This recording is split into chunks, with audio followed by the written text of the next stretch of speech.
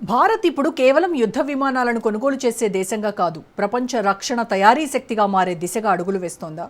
France నుంచి వచ్చిన 3.25 లక్షల కోట్ల రాఫెల్ ప్రతిపాదన ఇప్పుడు ప్రపంచ దృష్టిని ఆకర్షిస్తోంది. ఇందులో అత్యంత ఆసక్తికరమైన అంశం 114 యుద్ధ విమానాల్లో 94 విమానాలను భారత్లోనే తయారు చేయాలనే ప్రతిపాదన. ఇది కేవలం భారత వైమానిక దళానికి కొత్త బలం ఇవ్వడమే కాదు, దేశ రక్షణ పరిశ్రమ, ఏరోస్పేస్ తయారీ, అత్యాధునిక సాంకేతికత, వేలాది ఉద్యోగాలకు కొత్త అవకాశాలను తెరవబోతోంది. విదేశాల నుంచి ఆయుధాలు కొనుగోలు చేసే దశ నుంచి ప్రపంచానికి రక్షణ సాంకేతికతను అందించే దశకు భారత్ చేరుకుంటోందా? రాఫెల్ ఒప్పందం వెనక దాగి ఉన్న అసలు వ్యూహం ఏంటి? Let's watch.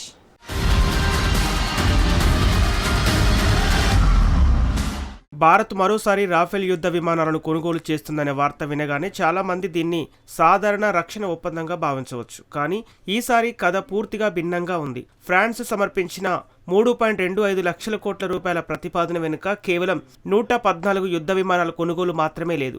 భారత రక్షణ పరిశ్రమను ప్రపంచ స్థాయికి తీసుకెళ్లే భారీ వ్యూహం దాగి ఉంది. ముఖ్యంగా 114లో 94 రాఫెల్ యుద్ధ విమానాలను భారత్లోనే తయారు చేయాలనే ప్రతిపాదన ఈ ఒప్పందాన్ని చారిత్రాత్మకంగా మార్చుతోంది. ఇక్కడ అత్యంత కీలకమైన అంశం మేక్ ఇన్ ఇండియాకు లభిస్తున్న బలం. ఇప్పటి వరకు భారత్ విదేశాల నుంచి యుద్ధ విమానాలను కొనుగోలు చేసేది. కానీ ఇప్పుడు అదే విమానాల తయారీ కేంద్రంగా భారత్ను మార్చే ప్రయత్నం జరుగుతోంది. దీనివల్ల దేశీయ పరిశ్రమలకు దాదాపు 16 లక్షల కోట్ల విలువైన అవకాశాలు లభించే అవకాశం ఉంది. టాటా, లారెన్స్ అండ్ టూబ్రో వంటి భారతీయ కంపెనీలు ప్రపంచ అత్యాధునిక యుద్ధ విమాన తయారీ సరఫరా వ్యవస్థలో భాగస్వాములు కావటం చిన్న విషయం కాదు. ఈ ఒప్పందంలో మరో విశేషం కూడా ఉంది. భారత్ తన అస్త్రక్షిపణి వంటి స్వదేశీ ఆయుధాలను రాఫెల్లో సమీకరించాలని కోరుతోంది. అంటే విదేశీ విమానాన్ని కొనుగోలు చేసినా అందులో భారత సాంకేతికత, భారత ఆయుధాలకే ప్రాధాన్యం పెరుగుతోంది. ఇది స్వావలంబన దిశగా మరో పెద్ద అడుగు. చివరగా చూస్తే ఇది విమానాల కొనుగోలు కాదు, భారత్లో యుద్ధ విమాన పరిశ్రమను నిర్మించే బ్లూ ప్రింట్. భవిష్యత్తులో భారత్ కేవలం వినియోగదారుగా కాకుండా ప్రపంచ రక్షణ తయారీ రంగంలో కీలక కేంద్రంగా ఎదగాలనే వ్యూహానికి ఇది బలమైన ప్రారంభంగా కనిపిస్తోంది.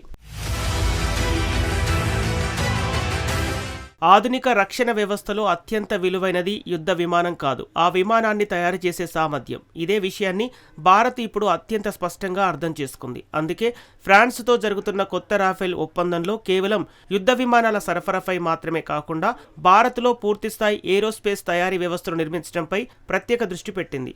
ఈ ఒప్పందం విజయవంతమైతే భారత్ తొలిసారిగా ప్రపంచ అత్యాధునిక యుద్ధ విమానాల తయారీ గొలుసులో కీలక భాగస్వామిగా నిలిచే అవకాశం ఉంది.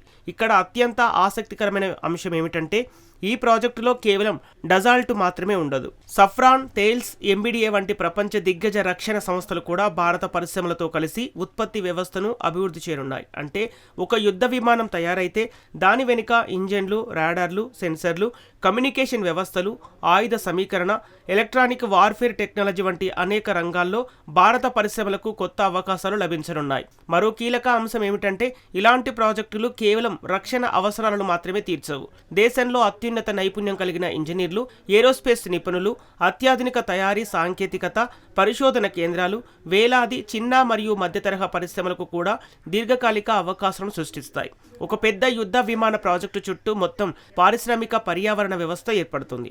అందుకే ఈ ఒప్పందాన్ని కేవలం రాఫెల్ కొనుగోలుగా చూడటం సరైంది కాదు. ఇది భారత రక్షణ రంగాన్ని దిగుమతుల ఆధారిత వ్యవస్థ నుంచి సాంకేతికత ఉత్పత్తి ఆధారిత వ్యవస్థగా మార్చే వ్యూహాత్మక పెట్టుబడి.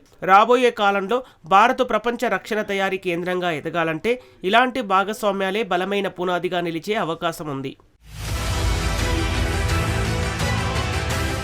భారత వైమానిక దళం ముందు ఇప్పుడు అతిపెద్ద సవాలు కొత్త యుద్ధ విమానాల కొనుగోలు చేయడం కాదు, స్క్వాడ్రన్ బలాన్ని వేగంగా పునరుద్ధరించడం. భారత వైమానిక దళానికి అధికారికంగా అవసరమైన స్క్వాడ్రన్ల సంఖ్యతో పోలిస్తే ప్రస్తుతం అందుబాటులో ఉన్న స్క్వాడ్రన్లు తక్కువగా ఉన్నాయి. ఈ పరిస్థితిలో కేవలం స్వదేశీ ప్రాజెక్టులు పూర్తయ్యే వరకు వేచి ఉండటం సాధ్యం కాదు. అందుకే MRFA కార్యక్రమం భారత రక్షణ వ్యూహంలో అత్యంత కీలకంగా మారింది. ఇది తక్షణ అవసరాలను తీర్చడంతో పాటు దీర్ఘకాలిక వైమానిక ఆధిపత్యానికి కూడా బలమైన పునాది వేయనుంది. రాఫెల్ ఇప్పటికే భారత వైమానిక దళంలో సేవలందిస్తున్న యుద్ధ విమానం. దాని నిర్వహణ విధానం, శిక్షణ వ్యవస్థ, ఆపరేషనల్ అనుభవం ఇప్పటికే భారత్కు అందుబాటులో ఉన్నాయి. అదే ప్లాట్ఫామ్ను పెద్ద సంఖ్యలో చేర్చడం వల్ల నిర్వహణ ఖర్చులు, శిక్షణ సమయం, విడిభాగాల సమన్వయం, యుద్ధ సిద్ధత వంటి అంశాల్లో గణనీయమైన ప్రయోజనాలు లభించే అవకాశం ఉంది. అంటే కొత్త వ్యవస్థను మొదటి నుంచి నిర్మించాల్సిన అవసరం తగ్గుతుంది. ఇంకో ముఖ్యమైన అంశం ఏమిటంటే భారత్ ఇప్పుడు ఒక్కసారి 2 లక్షలను చేరుకోవాలని చూస్తోంది. ఒకవైపు స్క్వాడ్రన్ బలాన్ని వేగంగా పెంచడం, మరోవైపు ఏఎంసీఏ, టీఈడీబీఎఫ్ వంటి స్వదేశీ భవిష్యత్ యుద్ధ విమాన ప్రాజెక్టులకు అవసరమైన సమయాన్ని కల్పించడం.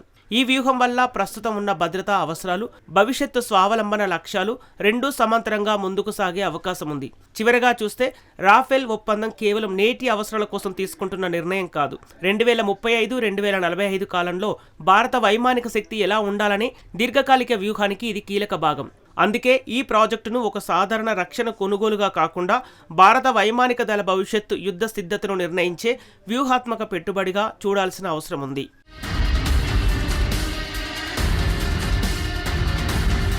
ఒక దేశం ఏ యుద్ధ విమానాన్ని ఎంచుకుంటుందన్నది కేవలం సైనిక నిర్ణయం మాత్రమే కాదు, అది ప్రపంచానికిచ్చే వ్యూహాత్మక సందేశం కూడా.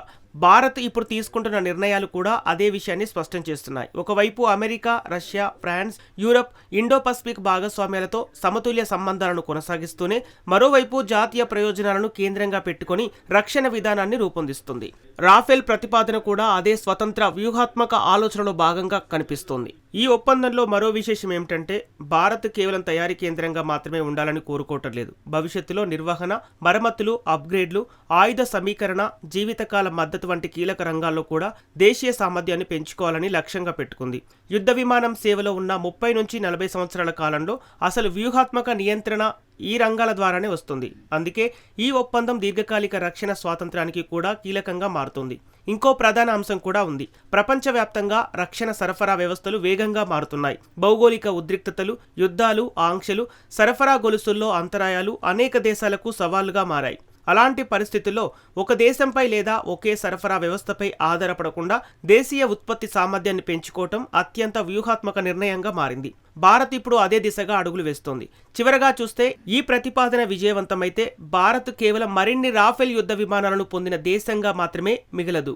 ప్రపంచ రక్షణ తయారీ గొలుసులో కీలక పాత్ర పోషించే దేశంగా, సాంకేతిక భాగస్వామిగా, దీర్ఘకాలిక వైమానిక శక్తిగా తన స్థానాన్ని మరింత బలోపేతం చేసుకునే అవకాశం ఉంటుంది. అందుకే ఈ ఒప్పందం నేటి అవసరాల కోసం కాదు, రాబోయే తరాల భారత రక్షణ భవిష్యత్తును నిర్మించే వ్యూహాత్మక పెట్టుబడిగా నిలిచే అవకాశాలు స్పష్టంగా కనిపిస్తున్నాయి.